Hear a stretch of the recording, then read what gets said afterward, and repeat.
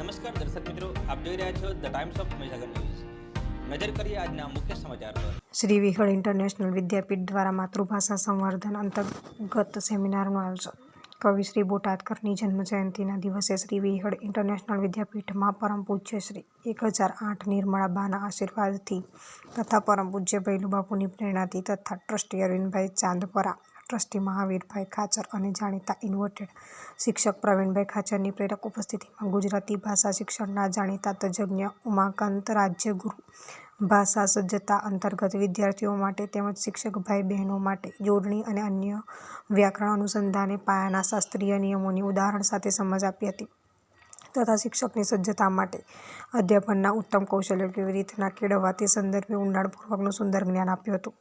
આ પ્રસંગે પ્રવીણભાઈ ખાચરે પ્રાસંગિક ઉદ્બોધન કરી ઉમાકાંતભાઈનો સરસ પરિચય આપ્યો હતો।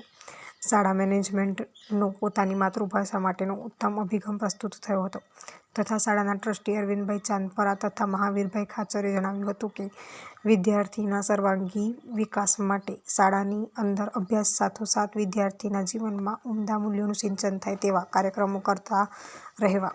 સાથોસાથ ઝવેરચંદ મેઘાણીના પ્રપૌત્ર પિનાકીનભાઈ મેઘાણી અને જાણીતા લોકગાયક અભિસંગભાઈ રાઠોડ શાળાના ટ્રસ્ટીઓ અને શાળાના સારસ્વત મિત્રો સાથે શુભેચ્છા ગોષ્ઠી કરી હતી અને શાળા દ્વારા થતા ભાષા સંવર્ધનમાં ઉત્તમ કાર્યને બિરદાવ્યું હતું।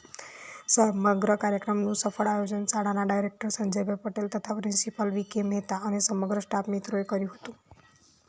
વિસ્તારના પડેપણના સમાચાર જોવા માટે અમારી channel the Times of Mahisagar ન્યૂઝને લાઇક, શેર અને સબસ્ક્રાઇબ કરો।